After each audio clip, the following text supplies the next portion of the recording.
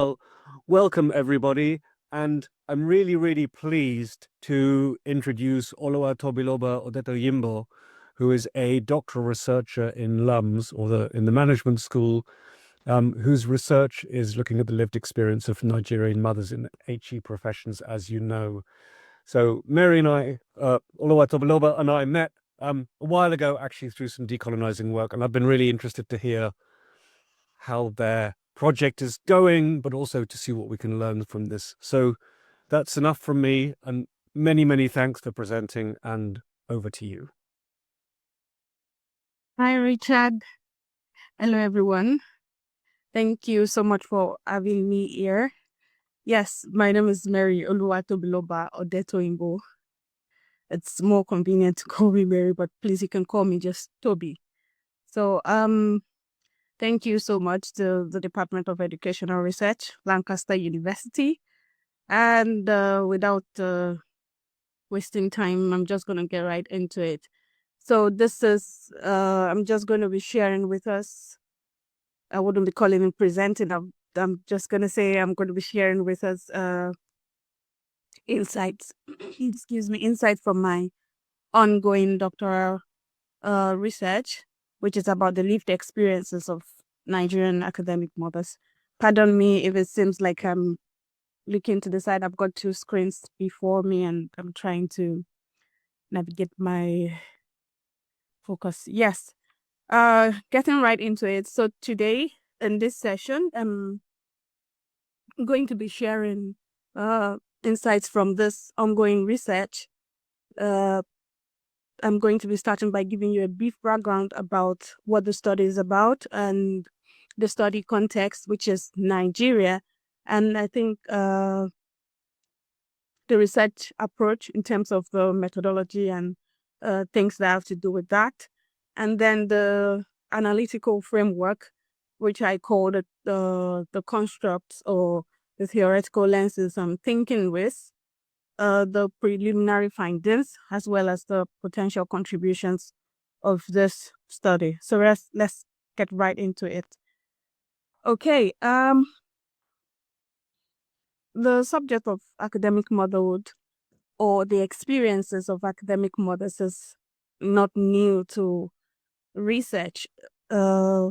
Research have uncovered the increased participation of women in the academic profession. However, motherhood remains a critical point of tension to this engagement, and this is as a result of a lack of institutional consideration and that have rendered motherhood or care experiences marginalized to the ideal academic construct. So the ideal academic construct looks at the disembodied and unencumbered scholar who is not concerned, or relatively to a point, not concerned with reproduction and care, and also domestic demands and responsibilities.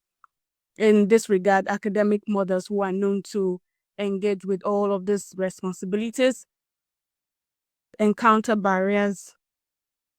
Sorry, I'm just getting notifications of people in the waiting room. I think Rebecca is on that. Academic mothers encounter barriers that impede their career participation, their involvement, their inclusion in leadership and management, as well as their career progression. Studies have also shown how the academic workplace, in terms of the structure, the organizational culture, and gendered expectations that women have to navigate, how all of this combinedly shape women's experiences in the academic profession. Meanwhile, these tensions exist across different contexts, and according to research, the experiences of women from the global south, particularly sub-Saharan Africa and Nigeria, remains limited. This context is highly important to contribute knowledge or to increase our knowledge in terms of, due to the distinctive sociocultural norms, where we talk about hypermasculinity, gender domestic roles, as well as sociocultural legacies of colonialism, the religious, educational, and political influence of colonialism. Again, moving on, in this regard, the study objective is mainly looking at the lived experiences of Nigerian academic mothers in the career profession. We're looking at how not only their experiences, not only how they interpret their experiences of motherhood in the academic career profession, and also how they navigate reproductive and care demands with this profession. Importantly, this research is looking at the institutional, the sociocultural, and the corporate challenges they face and how they navigate this intersection. The sub-aims just breaks this main objective down by looking at the different challenges, these challenges at the phases of pregnancy, maternity leave, and return to work, as well as the ongoing childcare demands. Now, a bit about the study background, which is Nigeria. I must say at this point that the aim is not to give you a generalized perspective or a generalized insight, because Nigeria is a multicultural and a multi-ethnic society. So this is not to give you a generalized perspective or conclusions about the study context. It's just to give you an overview that just helps in your understanding of the study context. The Nigerian sociocultural landscape as operates by multiple and complex interplay of all of these factors, including first, the Nigerian society is highly hierarchically organized by age and by gender. There is also a deep, widespread practice of communal values and collective values and perspectives and interests are always rated above individual aspirations. In this way, you can say that people have this idea that your business is our business is your business, and more importantly, our business comes before your business. And this is contrary, or this is quite different from the Western context or the global North context, which is highly individualized. Nigeria operates on a collectivist sense of cultural ideology. And in relation to this communal practice, there is the practice of gendered and div- gender division of labor. In, like I said earlier on, the society is highly hierarchically organized by age and by gender. This means that there are duties of children and there are duties of men and women in this regard. Mothers specifically, as it relates to this study, mothers, there is this expectation to conform to societal ideals about homeliness and caregiving, also enforced and established through sacrifice and self-denial. Mothers are expected to be highly sacrificial, deny themselves of their own good or of their own personal interest in favor of the interest of children, the interest of the family, even extended relations, and as well as for community service. And in this wise, they are usually blamed for domestic problems. They are usually blamed when there is crisis in the home. It is seen as their responsibility. And they are also blamed for the misdeeds of the children. Excuse me. I have a few proverbs here that lends credence to this. This is from the southwestern part. The first proverb here says, Orisha bi yausi. This literally means there is no God like the mother. And this proverb is used to establish the mother's, in a way, omnipotent presence in the home. The mother is seen as the all in one and the one in all. So, there's this other proverb that says "Alela your obìnrin." This literally means the woman's joy and fulfillment only comes at night. This is in a way to establish and further encourage women. And when we talk about sacrifice and self-denial, it's in a way to pacify women, especially mothers in the home, that at the end of the day, you get to your benefit or your compensation is in the long term. So whatever you're enduring now by being the caretaker, by being the one that nurtures, the one that is taking up the primary care responsibilities, you get the reward later on in life. That's what this proverb is saying. There is this other one which is quite interesting. This one says, "Obìnrin sọ̀wà nù, ó lóun ò lórí ọkọ." This literally means a woman with no good character claims she's unlucky in finding a husband. Good character here literally means and talks about a woman's ability to conform to these expectations, the expectations of nurturance, the expectations of homeliness and care. And in which case, if a woman is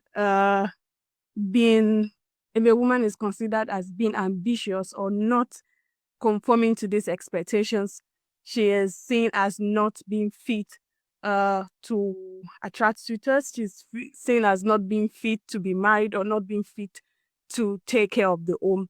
And this also, in a way, shows how women's importance are more or less attached to their primary care responsibilities and primary care roles.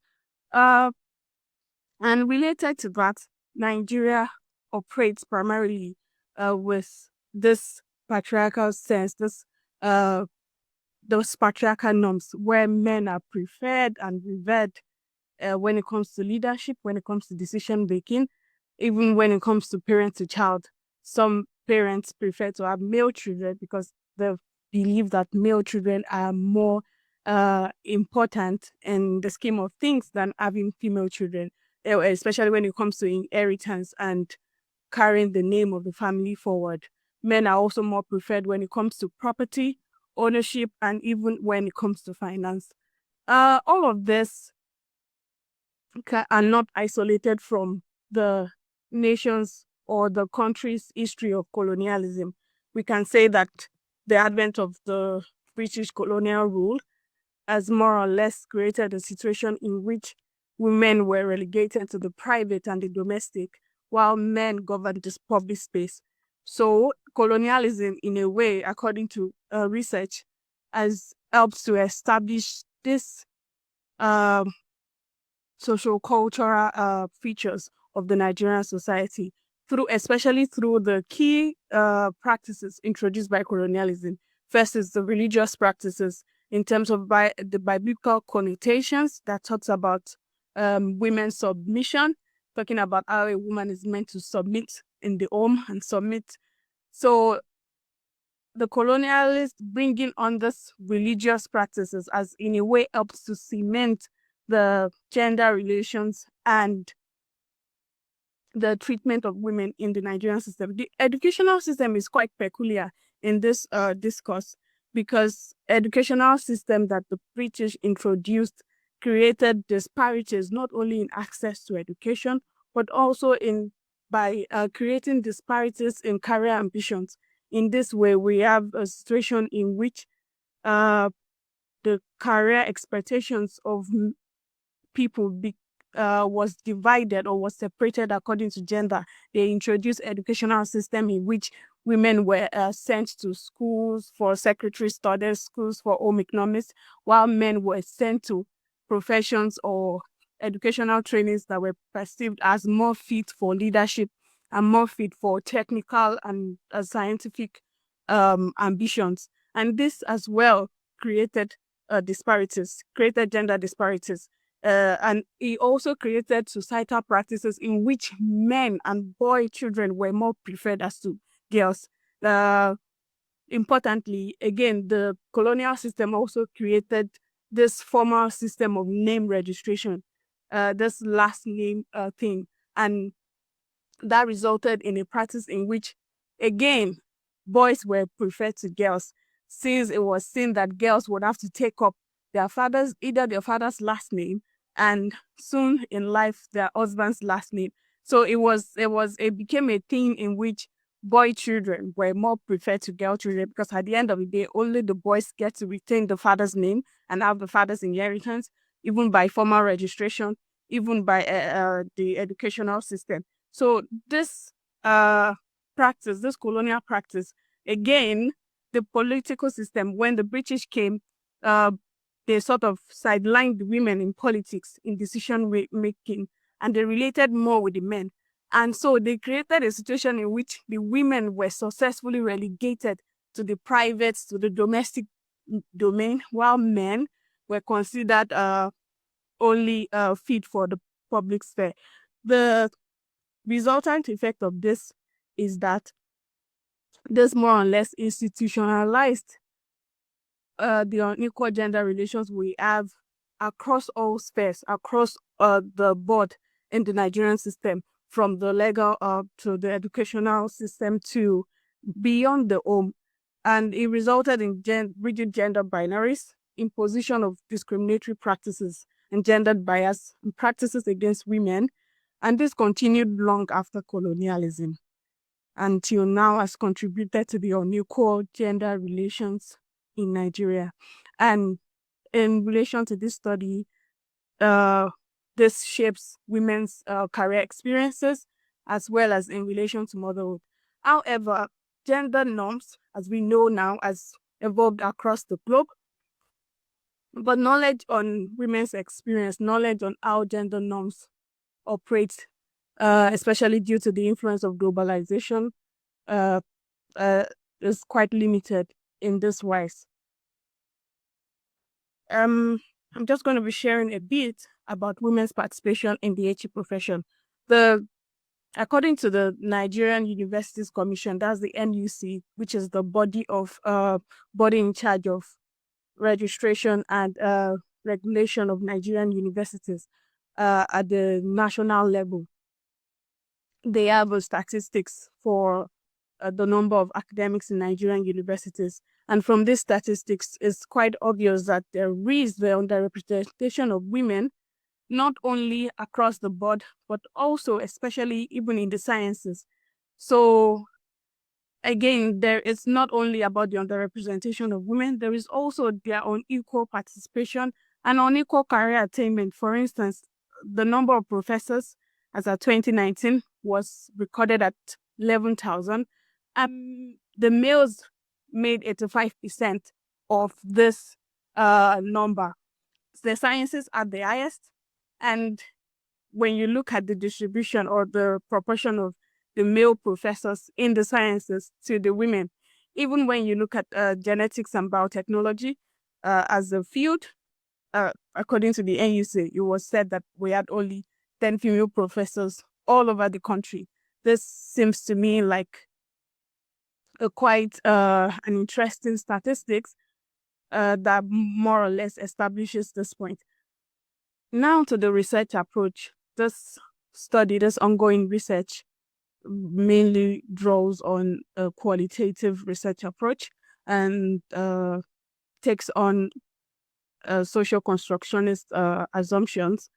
It is assumed that the lived experiences of academic mothers can only be best understood as socially constructed, contextually situated, and discursively negotiated. So it is with this social constructionist lens that I am interpreting and engaging with the findings. Still on the research method, I have here the distribution of academic of the respondents by age, by their career levels, and by the universities I engaged with. So the method of data collection involves semi-structured narrative interviews. The aim was to center or to focus on the voices and the stories of Nigerian women and the participants of the study. The study was conducted through face-to-face interviews, one-on-one interviews. I also had to use Microsoft Teams, and this was according to the situational preferences of these women. Some of them prefer to have the interviews early in the morning before 6 a.m. And some prefer to have the interviews as late as 11 p.m. at night. And that was why MS Teams was used as just an intervention. The study engaged with 60 academic women across top 4-rated universities in Nigeria. These 4-rated universities were also according to the NUC's criteria. These women were women who were pregnant, nursing mothers, or those with childcare responsibilities, or those who fell into all of these categories. The women were aged between 29 years and 65 years, and they were spread across different career levels. So there are 6 academic career levels in the country, which I divided into early career, mid-career, and the top career levels. Okay, like I said, this is an ongoing research, and the data analysis is not done, it's still evolving. But I must say here that the main aim of the data analysis, the main aim of this research is to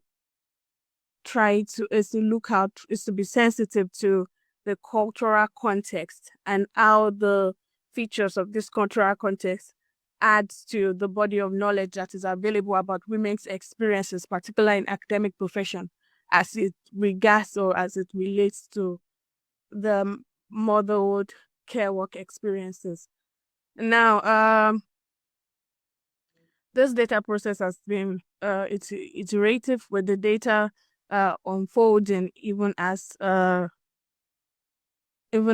continue to engage with the data.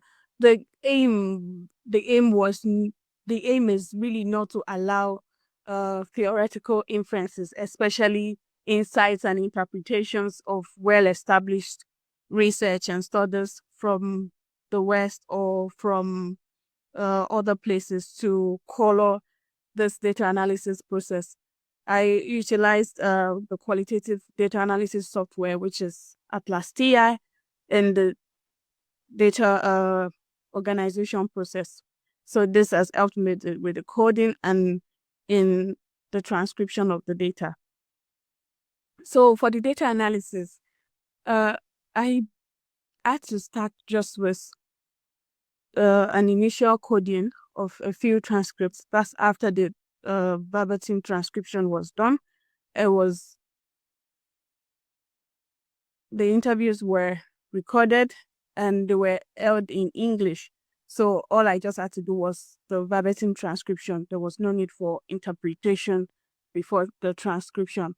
So I began the process with an initial coding, working with just a few transcripts to try and get an initial understanding of what these women are saying, and trying to break the data down into a few segments and assign codes to them. From this, having done this with maybe about 4 or 5 transcripts, I moved on to more focused coding, in which I started to group the data, the findings. I started to group them into broader categories, and I started to code for stories and situations. So I was not just coding for fragmented ideas alone. I started to code for situational dynamics and situational patterns. After this, I was working with Brown and Clark's method, and I also included their idea of reflexive thematic analysis. So from this coding for stories and situations, I began to identify key themes and patterns. And with this, I was focusing on the most significant and the recurring codes from the data I had at hand. And then I started to sort this into groups, map out higher categories, collapse and separate, make new codes and things like that. The most helpful tool for me, I like to call it a tool in this process, was engaging with what Brown and Clark called the reflexive analysis. and also collaborative and reflexive process. In this way, to understand that my reflexive and thoughtful engagement with the data, as well as the analytical process, just to begin to understand what was I seeing, how was I interpreting what I was seeing in the data. And what was particularly helpful at this point was the engagement of my supervisors. So it became a collaborative as well as a reflective process through the data analysis. So the aim was not for us to agree about what we interpreted or what we understood about what the data was saying, but the aim was for us to achieve a richer interpretation of meaning. And I'm going to talk more about this and talking about my positionality and reflexivity. So it's just necessary, considering that this is a qualitative study, to just give you a bit about how I navigated my position and how I reflected on the key processes and begin to move in my reflections and in my positioning in the course of this research. So the big question is, how does my own positionality and background as a Nigerian woman living and studying in the UK shape the questions I ask from the study participants and the interpretations I make? This research made me understand the extent to which I had taken for granted some of the socio-cultural features or some of the socio-cultural aspects, and the extent to which these features actually shape women's experiences in terms of how they internalize norms, how they experience the workplace, how they navigate motherhood, and things like that. I must say that before my doctoral research, I lived and I worked in Nigeria before moving here. And so my educational background, my professional background, was in this context. So it was more or less like moving here, and then I was researching the inside, the familiar from the unfamiliar. But soon I realized that I had a vantage position, uh, being someone who was researching a place where I was familiar with, right from another context. So I began to see myself as a co-constructor of knowledge, in the sense that I was a co-participant with the research participant. And this helped in bridging the gap, and this helped even in the interpretation of the findings. It also helped me in understanding what the women were saying, as well as what they were not saying, through the data and through what they were saying. Another important thing that helped me here, like I mentioned earlier, was my my collaborative, close working with my supervisors. The way we were positioned, they being established and more knowledgeable in the field than I am, sort of helps to balance and help us attain rich interpretations. So we could come together and say, oh, what is this person saying? And I could explain if it had cultural connotations, even when it wasn't obvious. And they could say, oh, theoretically, this might mean this might mean that. So it helped me that as the research progressed, I became aware of my position. I became aware of the level of knowledge I had, and I became aware of how this is a collaborative work in which we all are engaged together with the participants in developing the insights for this study. And this was quite instrumental to the development of this research. These reflections as well pushed me to consider the alternative knowledge production processes, uh, and also sticking to moving beyond the Western academic conventions and drawing on feminist epistemologies, the one that considers storytelling, lived experience, and community-driven knowledge. And this was particularly helpful during the data collection phase, trying to engage with the women in a more flexible and narrative process that involved just storytelling. So the data collection process was like, just tell me a story, tell me about your experience as a pregnant academic. Can you tell me a particular situation, a particular story? And this was quite instrumental to the development of the paper. Now, I'm going to be sharing a bit about the feminist lenses, the feminist construct I'm working with. I call them thinking with because I'm not just drawing on them. I'm using them as analytical frameworks which to understand the data, the experiences of the women I'm working with. Feminist studies have looked at their academic worker ideal, especially as it relates to assumptions of disembodiment. This assumption of disembodiment relates to how it also privileges uninterrupted dedication and commitment to work without the disruptions of pregnancy, maternity leave, and caregiving. And this is what feminist studies have critiqued in management and organization studies, and also when looking at the experiences, the career trajectories of women.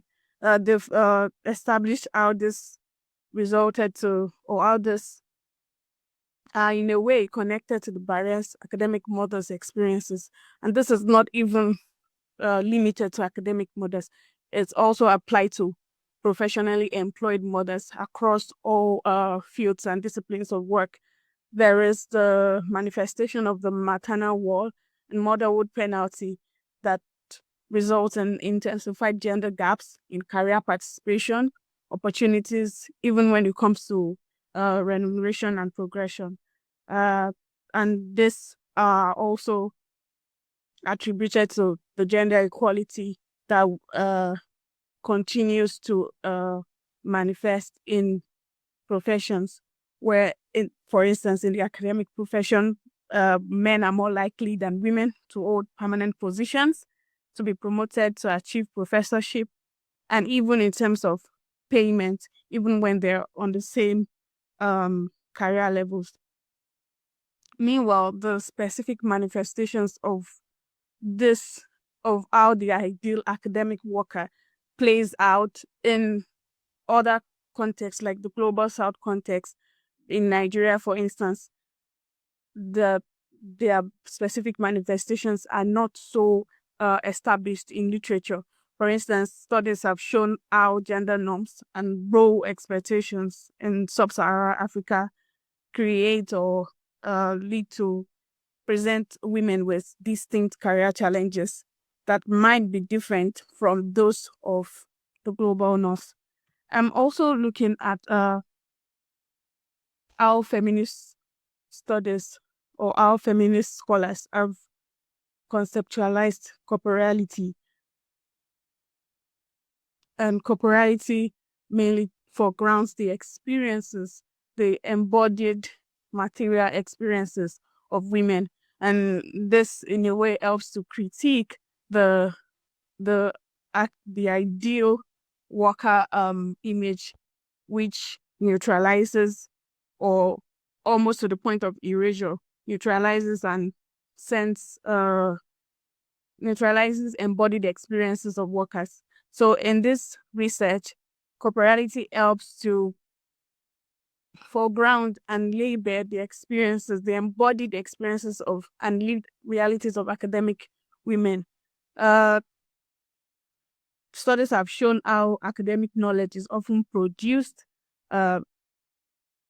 unscheduled by men with intangible yet flawless bodies that are different from those that engage in reproductive or caregiving.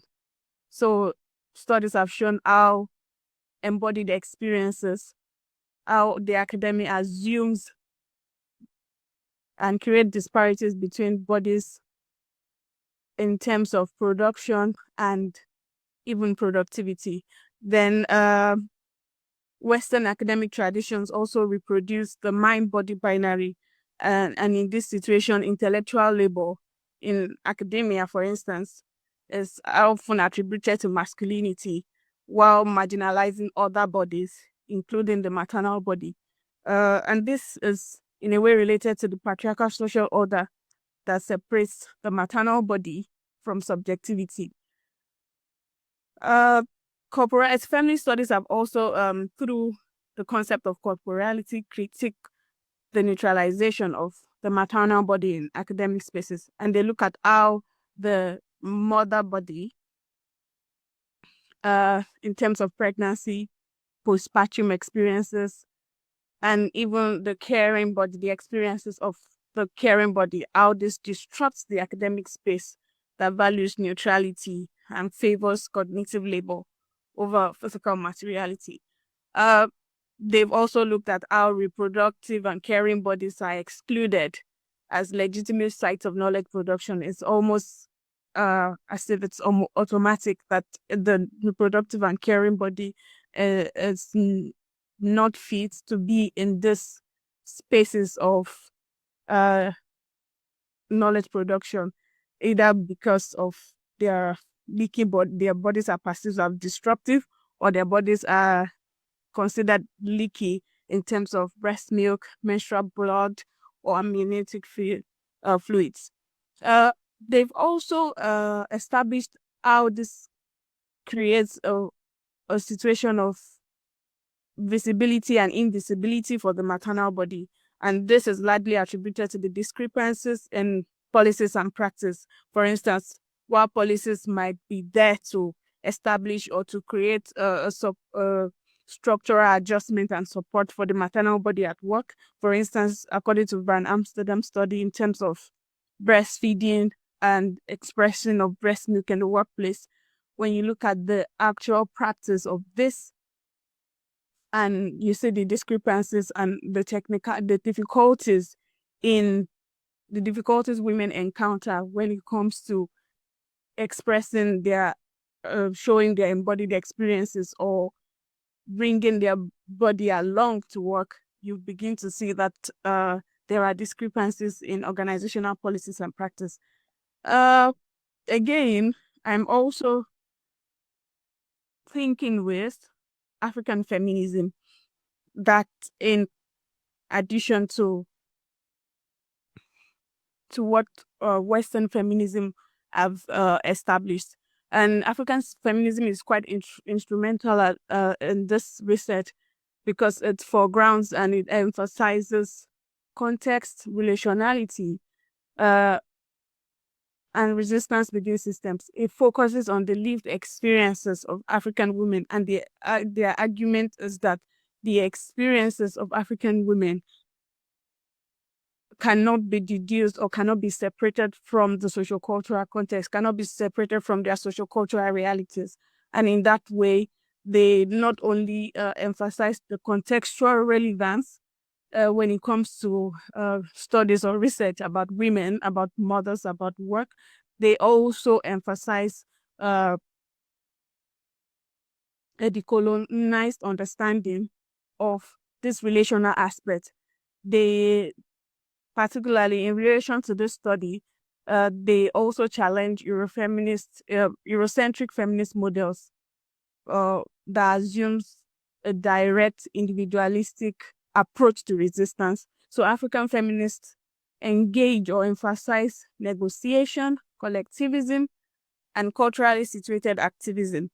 For instance, Naimeka talked about negofeminism. Negofeminism is about negotiation and feminism, and she uses this to describe how African women engage in more covert, subtle, and strategic forms of resistance that are different from those of Western feminists.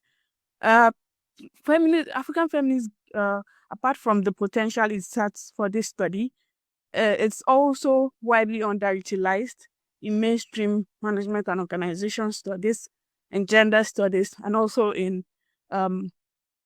studies on equality, diversity, and inclusion, particularly those engaging and exploring how women navigate work experiences, how women navigate even higher education profession.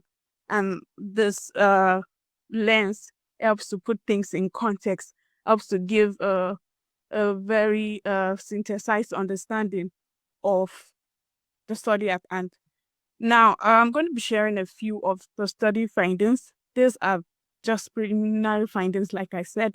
The study is still ongoing and the analysis is not quite done. But I'm going to be sharing a few of the findings in relation to the sub-aims. And I have divided this according to the core phases of women's experiences of motherhood. I need to also say that majority of the studies assume that motherhood is a homogeneous experience, but in this study, there was particular attention to the different phases of motherhood, most especially the pregnancy, and in relation to work, maternity leave, and return to work, which looks at the postpartum experiences and the ongoing experiences of childcare, which looks at life beyond pregnancy and postpartum. Okay, so looking at women's pregnancy experiences, according to the findings, according to the women in the study, they considered their pregnancy phase to be a mixed, a complex interplay of institutional lack of acknowledgement that then gets to impact how it gets to impact their decision within this period. So pregnancy for academic mothers in Nigeria, it's all about institutional silence that leads to discretionary practice.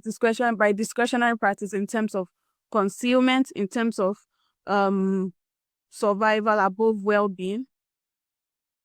For them, most of them felt unsupported. By getting pregnant, they automatically feel like they've become unfit or unsuitable to the academic workspace. And for them, this impacted their decisions in terms of when they decided to disclose pregnancy, how they structured their work, and even when they stopped working in terms of when they applied for maternity leave. It also impacted some decisions regarding just staying at work in terms of survival. They just wanted to maintain the status quo rather than pay attention to things of well-being or try to come up in a way that would make them seem unsuitable or make them seem fragile or weak. And this was largely due to the limited institutional support in this phase. Again, this created a situation in which this created a situation of fear, in the sense that many of them were of the opinion that they would never announce or talk about their pregnancies in the workplace until pregnancy showed. Meanwhile, an interesting thing about this is that in the context of the Nigerian society, it's not uncommon. It's even culturally backed up that you don't get to announce pregnancy. Nobody announces pregnancy. Pregnancy announces itself. That's according to, because there are cultural beliefs that in a way support claims that keeping pregnancy discreet or hiding the status of your pregnancy helps to ward off evil, helps to protect the mother and the unborn child. But in the context of academic work, beyond cultural superstitions, academic women conceal their pregnancy just to be able to maintain the status quo and keep up with the work pace without attracting much attention and attrition that would be negative. However, in this regard, still on pregnancy, the women talked about their embodied experiences of pregnancy at work as against their attempts to maintain their suitability and their fit to the academic work system. the embodied experiences of pregnancy made it more or less difficult to maintain the status quo. Meanwhile, the institutional structures that fostered erasure of the maternal body, of the pregnant body, and silencing was a bit intensified their pressures. Meanwhile, they experienced all these corporeal experiences in terms of pregnancy-related symptoms. They experienced morning sickness, nausea, fatigue, brain fog, and exhaustion that they had no means to communicate or to express or to freely express in the workplace. So the lack of the structural accommodation for them in this phase intensified these embodied experiences that became sites of tension and shame. Most of them talked about their experiences of having to contain and maintain these symptoms, as difficult as they were, in their bid to keep up with the work structure. For Ola, according to what she said, pregnancy, the symptoms were always rough for her, especially in the beginning. But according to her, you don't even want to show it. You try to package yourself when you're in your office. You might be rolling on the floor and be vomiting, but when you want to go out of your office, you cover your face and you do as if all is well. So ADEC also lends credence to it, and for ADEC, our own situation was this. Pregnancy experiences in this way is telling us about the paradox of visibility. On one hand, the academic worker ideal, the preference for uninterrupted output, disembodiment, and abstraction makes pregnancy seem invisible in the workplace. At the same time, pregnancy also becomes hypervisible, but in the sense that it's more or less considered as a disruption to work operations. The women felt scrutinized, they felt marginalized, and they were occasionally made to feel as if their pregnancy were a disease that automatically made them unfit for work, leading to most of the decisions and the things they did. And now they attempt to maintain and curb their embodied experiences. But this created a situation of a double bind for them. They were on one hand trying to contain themselves, and on the other hand trying to avoid negative perceptions, and on the other hand trying to manage the workload even in this phase. More importantly, pregnancy in the Nigerian academic context for the women in their institutions was regarded as a personal problem that threatened their career progression.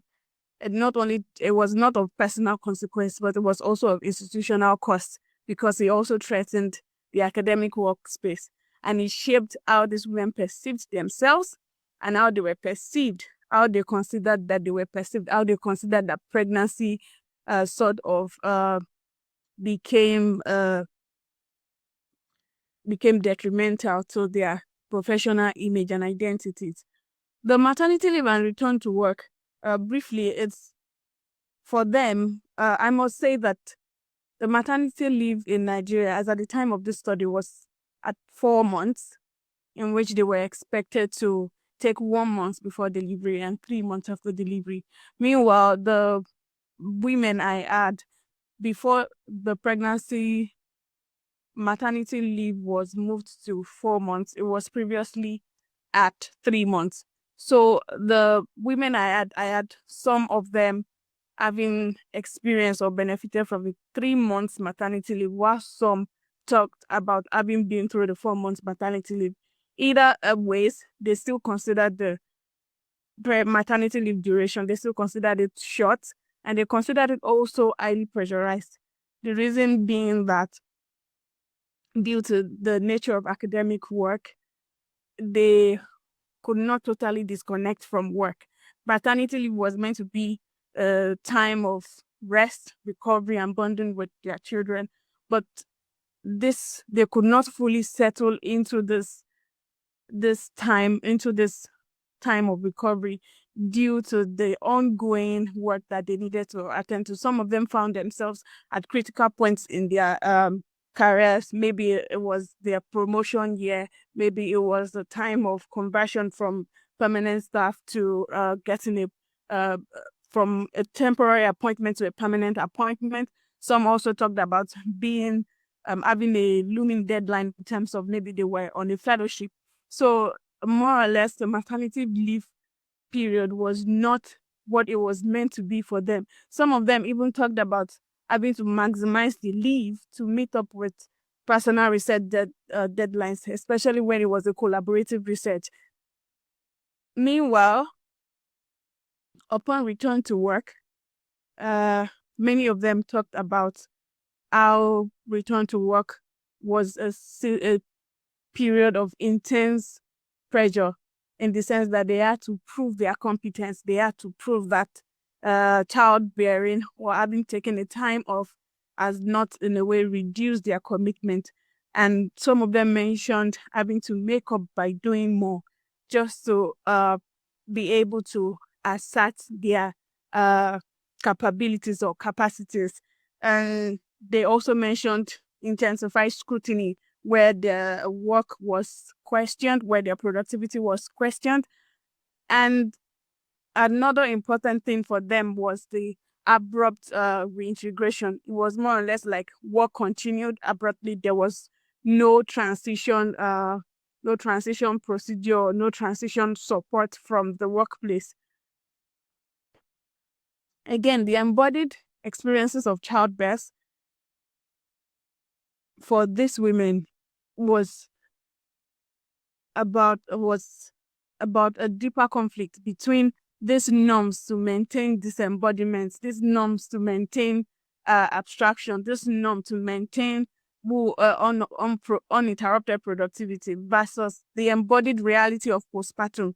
Many of them talked about how it was difficult to neutralize the postpartum body. They talked about exclusive breastfeeding, the physical strains of exclusive breastfeeding, especially. They also talked about the physical strains of being separated from their babies. So they had to either put their babies in care of the daycare or the crèche system, or for those who were quite lucky to have social support or a nanny with which they could leave their babies. Either ways, they considered the time in which they had to start separating themselves from their babies as quite early, and this affected their reintegration process at work. They also talked about night watches and nursing, as new mothers having to be up for most of the night and then still having to carry on with work. So it was more or less like they were doing the day and the night shifts. For them, the postpartum period was also characterized by mental and emotional strain. Some of them talked about postpartum depression and anxiety. Postpartum depression, for one, has not been paid attention to even medically in the Nigerian context. And some of them talked about not even understanding at the point where they were going through postpartum depression, not understanding that it was postpartum depression until about much more later in later years. One, for Salawat, for instance, she talked about how she only read it online years after she had given birth to all her children, before she understood that for all the 3 children she had postpartum depression, but she could not explain it. For her, she was like, I was always like at the threshold of crying. I could not explain. No one could really explain what was going on. I wasn't that weak, and it was not even the baby. But I wasn't really into the baby like that. I just looked at the baby like, what is this? And their experiences, the embodied experiences that has often been ignored or underplayed in work productivity, or in the context of work, helps to, especially as it relates to their maternity leave and return to work, their postpartum experiences, shows how this toxic dichotomy between care and competence, body and mind, femininity and professionalism plays out So it was either you were a carer, or it was either you're a mother or you're incompetent. And this further heightened the pressure the women had to face. Talking quickly about care and childcare experiences, their childcare experiences still following this same pattern. For them, care was marginalized in the context of academic work in Nigeria. And this for them, for instance, plays out through the assumption of gender neutrality in the place of gender equality. For instance, they saw the promotion metrics, the criteria for promotion, which in the ideal sense felt like it was gender equal. They saw it as it being gender neutral because they to their understanding, it does not provide for the childbearing windows and the maternity leave windows.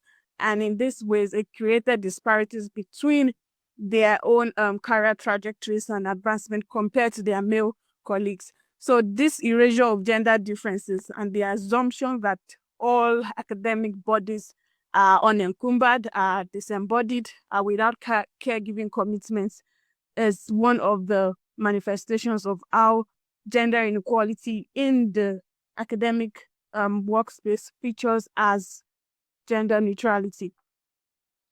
For Fola, according to Fola, is the same criteria for men and women, without considering the fact that we have social responsibility.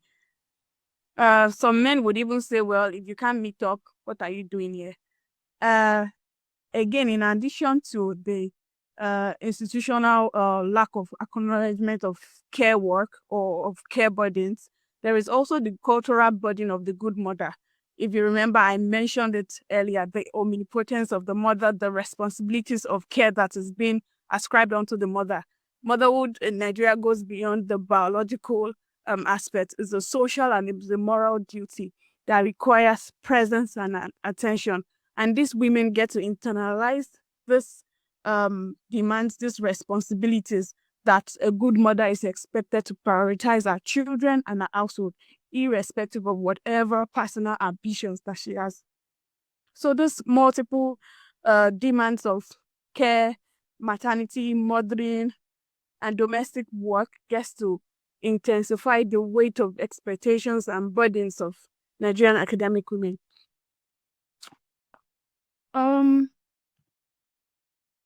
Now a bit about the coping strategies.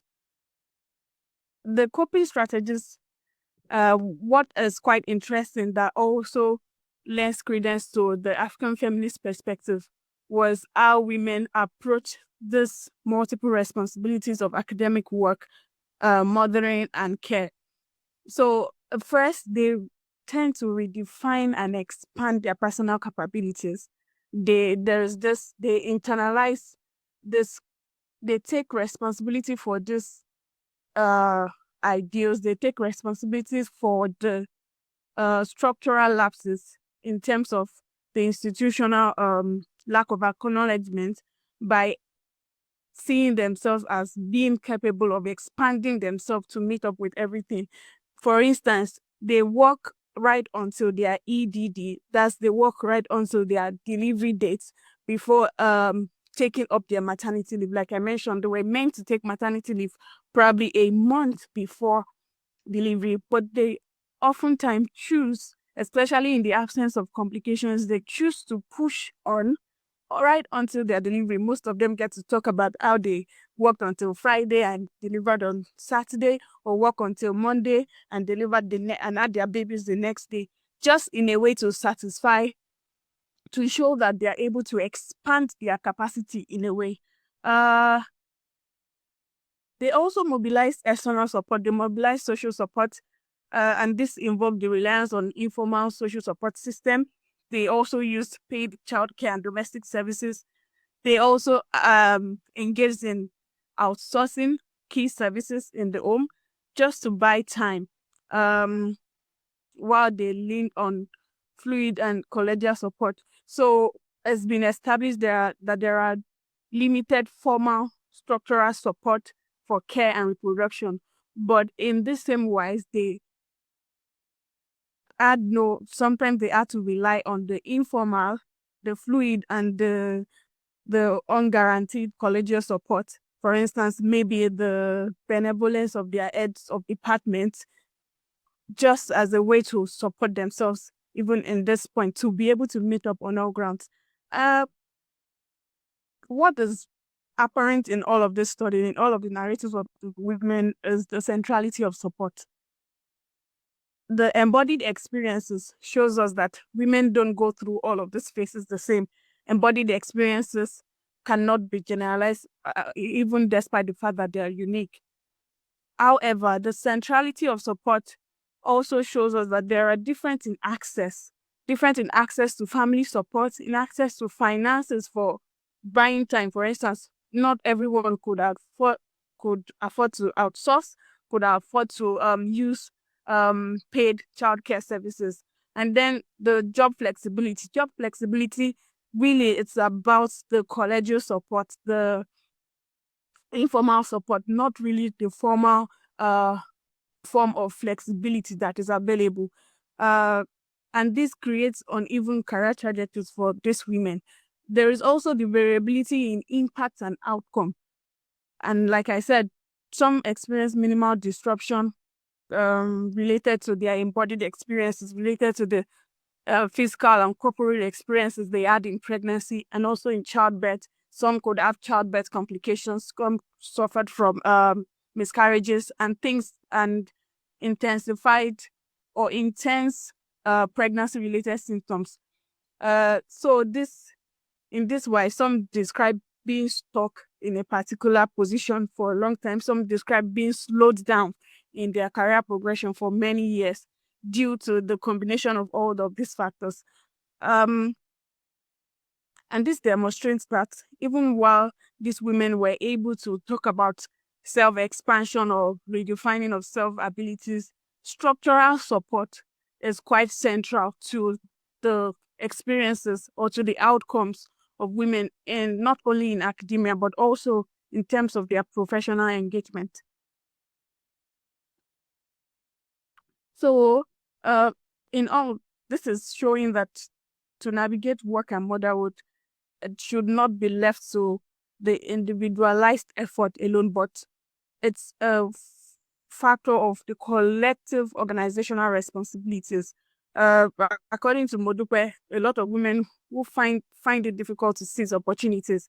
For her, she acknowledged that she had a lot of support and she was able to get a lot of fellowship, get a lot of training, and she had a spouse who was also supportive. But she really acknowledged that, but not many people, not many women had that advantage. And this more or less will create disparities in their career attainment. Again, another thing African feminists helps to make sense of is the everyday negotiations, the resistance, and how women are able to reinforce these norms. So their strategies say a lot of things, but their strategies can be considered as resistance. It's quite covert, silent, and quiet, but it's born out of the need to survive. It's not by commission, it's not by omission or an oversight, but it is born out of necessity, and it reflects defiance to a system that refuses to adapt. For instance, concealing pregnancy, working until the delivery date. They also bring babies to work because some of them feel that they could not leave their 3 months baby in the hands of anyone. And sometimes some could not even find any support or anywhere to place these babies. So more or less, it's born out of necessity. And then pushing themselves physically and mentally to meet work demands, even when it compromises their well-being. They also use resistance, this strategy, as a form of discrediting the assumptions of incompetence. So they want to maintain the idea that they are able to do all of this. They want to maintain the idea that they are competent and they fit into the system. And however, despite the genuineness of their strategies can also be seen to be reinforcing patriarchal norms by these complicit adaptation, they sustain the hypermasculine norm, not only in terms of the ideal academic worker, which favors the masculine body or the male body. They also get to sustain the hypermasculinity that gets to that is in operation even in the Nigerian society. They normalize these exclusionary practices, they personalize it, and they also internalize the pressures.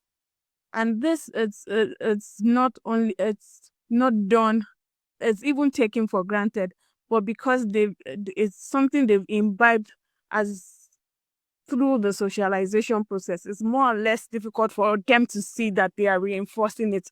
They're just trying to survive in the profession according to them.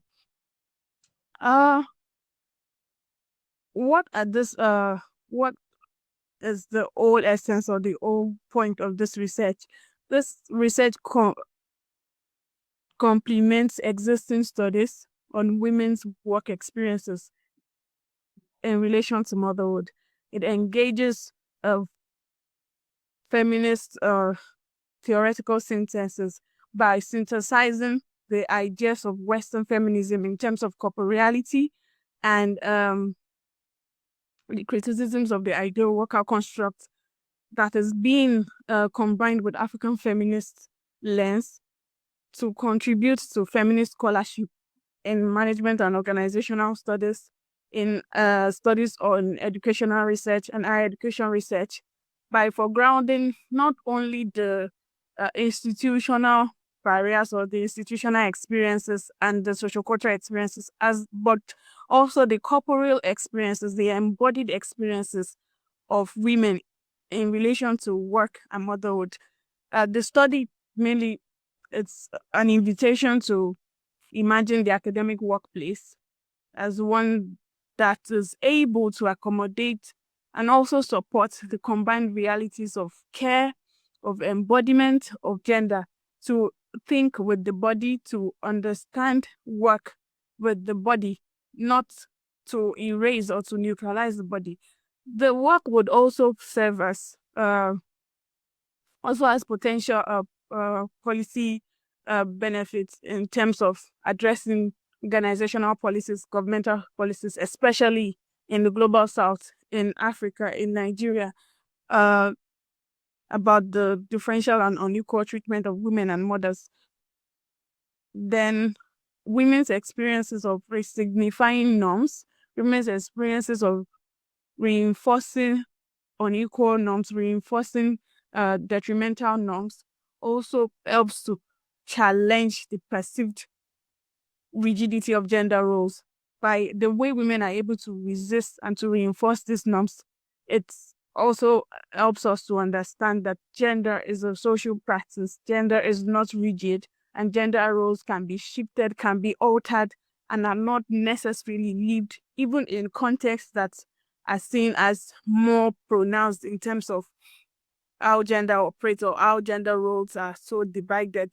This study is also helping us to understand how things are not in black and white, how women are not necessarily conforming to strict gender roles, but how they are finding their way to resist these norms, even in this context. Particularly, the study also helps in terms of social and behavioral change. It serves the potential social impact benefits. I would also like to say here that the study does not assume that the experiences of women, Nigerian women, for instance, are generalized or are homogeneous, but the study is just a way to contribute insights from a different, distinctive context into the mainstream body of work available on women's experiences. I think this is all I've got. Yeah. So thank you very much. I'm looking forward to questions, comments, and suggestions. Oluwatobiloba, thank you very, very much indeed. Super interesting, obviously really troubling in so many ways. We've had quite a few questions and comments in the chat. So what I've tried to do is group the questions together. So don't worry about reading them. I'll just ask them. I think so. There was like a set of questions. First of all, about the gender gaps and gender underrepresentation in academia and also between different subjects. And if you can say anything based on your understanding, what underpins these differences in terms of women's choices, in terms of structural issues, and so on? That's the first question. Do you mind repeating that for me, just clearly? What are the reasons for the gender underrepresentations and gender gaps within Nigerian academia, and also the choices that women make or choose not to make, I guess, in terms of disciplines and academic careers? Okay. So, yeah. Pardon me. I was trying to go to the slide where I had vast statistics. But yeah, the reasons for the underrepresentation, like I mentioned, is as socio-cultural or socio-historical back side to the story, if I can say it like that. So, like I mentioned, that the advent of colonialism created disparities in access to education as well as in career pursuance by gender. So this created a situation in which some careers or some occupations were considered not a domain for women. I mean, in the first place, when women were not even encouraged or supported in education. But that has changed pretty much in Nigeria now, because a lot of women, there is the increase, or there is the improvement of women's education. I mean, I wouldn't be here if that was not supported or if that was not a possibility. So women are doing great things and big things. But the point is that if it started with just men, then we cannot rule out inequality. We cannot rule out that men will get to systems that have been designed by men for men and with men would definitely have patterns of marginalization, not only in recruitment, not only in sustainers, also in participation and involvement in leadership. So there are more female academics in Nigeria at the moment compared to what it was before. There are more women moving on beyond the level of basic undergraduate studies, getting to the level of PhD, even getting into the academia. But how many of them are involved in leadership? How many of the women coming in can see women like them, even in leadership and where decision is being made? And how many of the decisions and policies are really made, which in practice actually favors women's inclusion and participation? I don't know if that answers my question. No, that does. Well, it's that mix of systemic and cultural, right? As in, it's throughout. It's everywhere in some senses, and also kind of nowhere at the same time. There's another question here about whether or not there's any research or statistics on the Nigerian diaspora around this topic, because obviously similar cultural ideas, but in different contexts, for example. Well, that's quite interesting. I remember when I was about starting this research, one of the critical decisions I had to make is, am I going to do a comparative study by actually comparing the experiences of women in the UK, that is probably maybe Nigerian women or Black academics in the UK, but I from literature, from existing studies, and I found that there was the need to actually focus more on what's actually happening in the global south, not necessarily the. It would be different to do a comparative study. It would also be different to do a study of Nigerian women or African women who are engaged in academic careers in the UK. It becomes a different dynamics. It becomes a different mix of things. But to really focus on what is going on in the Nigerian scene, in the Nigerian space, with Nigerian women living and working with women, is quite underrepresented and understudied in the body of work that is available. And I found that quite important to improve our understanding of theorizing the experiences of women in the workplace. Yeah, no, thank you. Yeah, I mean, that speaks a lot to the contributions that you're making and so on. There's another set of questions around, I guess the first one is, to what extent is the state complicit in maintaining these hierarchies, or is the state looking to change the system, improve the situation for women? Well, uh, a cynical way to answer that question would be to say that, well, I'm not involved with the state and I'm not involved in politics. But a more logical way to answer the question is to look at what is going on in the political space, what is policy saying. I mean, policies don't lie, whether in practice or whether in writing. So what is policy saying? If there are no policies addressing this, then that's what the state is saying. Because, like I said, or like the participants of the studies have said, for instance, the only thing that gets to come off as support for mothers or for women at this point in time is maternity leave. So, what happens beyond maternity leave? Well, a woman even said, well, we're being paid while on maternity leave. So, in that wise, women are even grateful for the barest minimum of having a 3 or 4 months maternity leave that is being paid.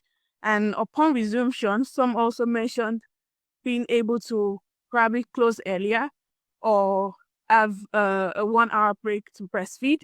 But in practice, especially in the context of academic work, where there is nothing like factoring out a break, you find new mothers who resume after maternity leave, closing from work by 6 o'clock because there's an evening class of 6 to 7. So the question is saying, what is the state or what is the institution saying or doing about that?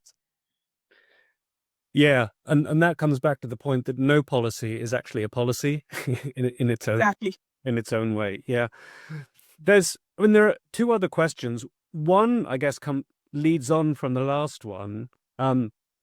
Is what needs to change, and how can this be cultural rather than on the surface? I mean, one of the things that you pointed out was that there is a maternity leave policy in principle, but actually in practice, there's not, right? Because women are being expected to keep working, grants don't pause or whatever, or those kinds of things. So I guess if we go back to the beginning point, is that the underrepresentation and the disparities are everywhere.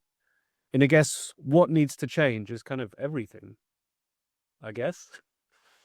Or there Well, are some things that would be really effective. okay. First of all, I need to say that as at the time of this study, from what the women mentioned, they said that there was a policy in review. The field work was done towards the end of 2023. That was between August to December of 2023, and some of the women mentioned that there was debates and policies and viewings to improve or increase the maternity leave from 4 months to 6 months. Although out of the 60 women I interviewed or related with, none actually talked about ever seeing or ever hearing or ever benefiting from the 6 months, which means it was still in review. And I cannot confirm whether it's been established right now. And if you ask me what needs to change, that's why the study is bringing together not just ideas from the West, but also ideas from how African feminism plays out. That is saying that the problem is not just institutional. A lot of studies have also looked at this from just one lens, looking at the institutional problems, probably the Nigerian institutional challenges. And when you look at that, you would also include infrastructural problems, social developmental problems. But when you combine institutional problems with embodied experiences as well as cultural features or cultural specificities, you see that it's not a one-dimensional situation. So what needs to change also would not be one-dimensional. It would not just be at the level of the institution alone. It would not be at the level of the government alone. It would also involve rethinking or a reworking of systemic and sociocultural practices. At the level of the institution, it would involve uh, situating or acknowledging embodied experiences. Embodied experiences not just of women, but embodied experiences of people doing the work. We are working, but we're doing the work with our physical bodies. And how your whatever goes wrong or whatever is happening with your body, in as much as professional work does not acknowledge this, impacts what you do, what you're able to do, and how this influences your work as well. And when you add this to the social-cultural things that are at play in the society, how women are perceived at work, how women are related with at work. Some women mention that they have colleagues that believe that once you're pregnant, you are brain dead. A woman talked about the fact that a male was like, oh, if you're pregnant, then when his wife gets pregnant, our brain is always malfunctioning according to what he said. And so imagine if a colleague sees you in this way. It means that according to the woman, she tried to prove a point that she could work and come up and produce and do well, despite the fact that she was going through brain fog in pregnancy. So we cannot downplay one side. We cannot downplay embodied experiences. We cannot downplay institutional the place of the institution to provide structural support and policy support that actually make things work according to the needs of people. So my point is just that not one thing will work. It will take a combination of all this parts to be paid attention to. There is the need for social awareness. There is the need for revisited or improved gender norms in terms of gender division of labor. And I think there is still the need for studies. I consider this study as a baseline because there is the need for studies now to look at, in fact, importantly, one of my suggestions is for future studies to look at how is gender norms or gender division of labor playing out among younger couples, among younger partners in the Nigerian context, as the evolution of culture, globalization, even evolution of work, has it brought about any changes to living patterns, marital patterns, and patterns of gender norms, domestic gender norms. So these are important things to begin to look at to see, are things changing? What is making things change? Are they economical? Are they due to capitalism? Or are they due to exposure? And how can we try to adapt this and make this work across board? I don't know if that answers the question. Yeah, no, that does. It's that recognition of the different levels and actually the ways that this works. It's not just organizational processes, it's also in people's understandings. And you say it's that particularly that recognition that academic work is an embodied set of work, even if it is on paper cognitive work, right?